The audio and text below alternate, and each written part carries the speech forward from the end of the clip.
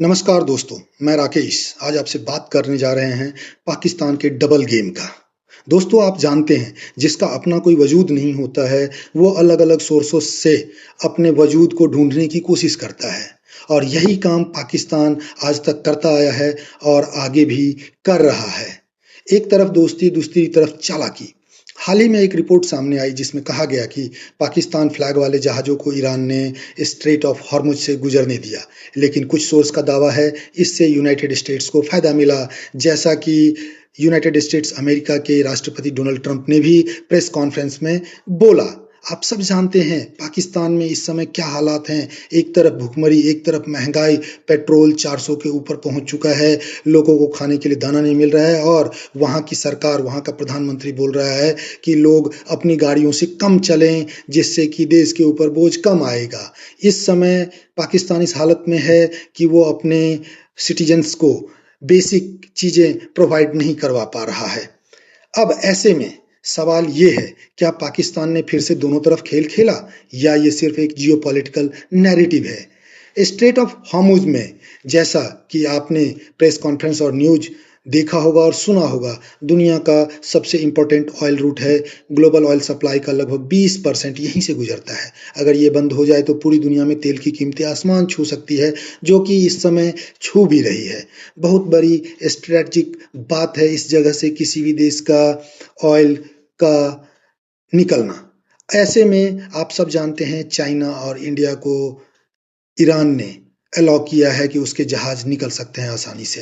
Iran ने पाकिस्तान के भी जहाज को अलाउ किया था, लेकिन पाकिस्तान ने इसमें भी जो उसकी दोगली वाली नीति है, दो तरफ चलने वाली नीति है, उसी को अपनाया और उसने अमेरिका को फायदा दिया। रिपोर्ट्स के अनुसार ईरान ने कुछ फ्रेंडली कंट्रीज को लिमिटेड एक्सेस दिया था, इसमें पाकिस्तान भी शामिल था, जिसमें पाकिस्तान फ्लैग जहाज भी शामिल थे। करीब 8-10 ऑयल टैंकर्स को गुजरने दिया गया, लेकिन फिर कहानी में ट्विस्ट आया। कुछ इंटेलिजेंस बेस्ड रिपोर्ट में कहा गया कि इन जहाज़ों की मूवमेंट से इनडायरेक्टली यूनाइटेड स्टेट्स अमेरिका को फायदा हुआ।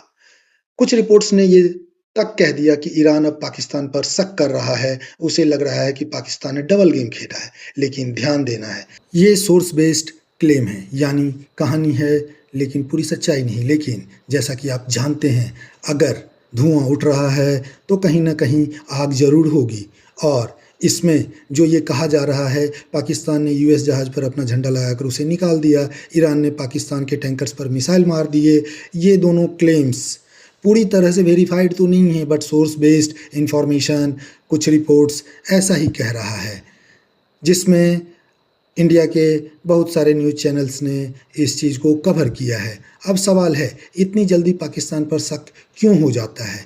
कारण अतीत में कई बार डबल पॉलिसी के आरोप रहे हैं। आज के दिन आप देख रहे हैं, आतंकवाद को फंडिंग देने का मुद्दा हो या एफएटीएफ के ग्रे लिस्ट में जाने और वहाँ से निकलने का मुद्दा रहा हो, इन वजहों से जब भी कोई घटना होती है शक सबसे पहले पाकिस्तान पर ही जाता है। और पाकिस्तान, जैसा कि वो अपनी आदतों से मजबूर है, अपनी जनता के लिए वो कम सोचता है, लेकिन उनके जो मिलिट्री लीडर्स हैं और पॉलिटिकल लीडर्स हैं वो अपना फ़ायदा सबसे पहले ढूंढते हैं कि क्या करें जिससे कि उनका इंडिविजुअल फ़ायदा हो सके।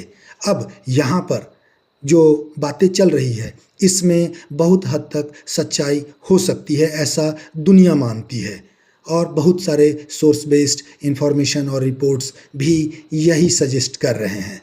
पाकिस्तान, आप देख रहे हैं कि आज के दिन जो अमेरिका ईरान से समझौता करने के लिए बिल्कुल घुटनों पे आ चुका है, अब इसमें पाकिस्तान अपना पीठ थपथपा रहा है कि मैं इसमें बीच में मीडिएटर बना हूँ, और अमेरिका दूसरी तरफ इंडिया के प्रधानमंत्री को, मोदी जी को फ़ोन करके ट्रंप डिस्कस कर रहे हैं कि आगे क्या होना चाहिए और क्या करना चाहिए। तो आप समझ सकते हैं कि इंडिया का और पाकिस्तान का पोजीशन आज के दिन में ग्लोबल लेवल पे, ग्लोबल डिप्लोमेसी में, कूटनीति में क्या है।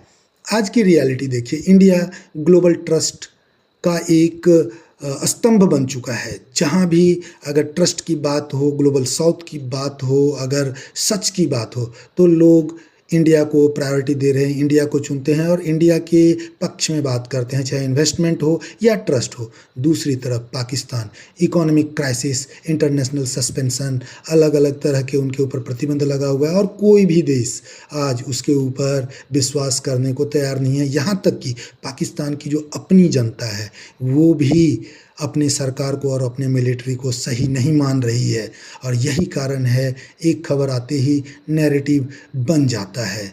तो असली सच्चाई क्या है? पाकिस्तान फ्लैग्ड जहाज गुजरे, यस। ईरान ने अलाउ किया, यस।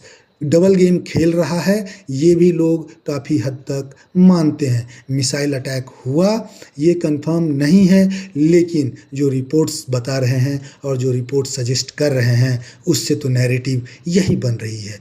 आज की दुनिया में सच्चाई से ज़्यादा तेज़ फैलती है कहानी और आप बिना फैक्ट चेक के बिलीव कर लेते हैं तो आप भी उस कहानी का हिस्सा बन जाते हैं। तो दोस्तों, अगर आप भी मानते हैं कि ऐसा कुछ हुआ है तो आप अपना कमेंट्स ज़रूर कमेंट सेक्शन में बताइए। वीडियो को ज़रूर लाइक कीजिए, दोस्तों के साथ शेयर कीजिए, क्योंकि इस तरह की जानकारी आपको कोई और प्लेटफॉर्म नहीं दे पाएगा। और चैनल को ज़रूर सब्सक्राइब कीजिए, क्योंकि आपका एक सब्सक्रिप्शन मोटिवेशन देता है और ये आपकी तरफ से एक हेल्पिंग गेस्चर होगा।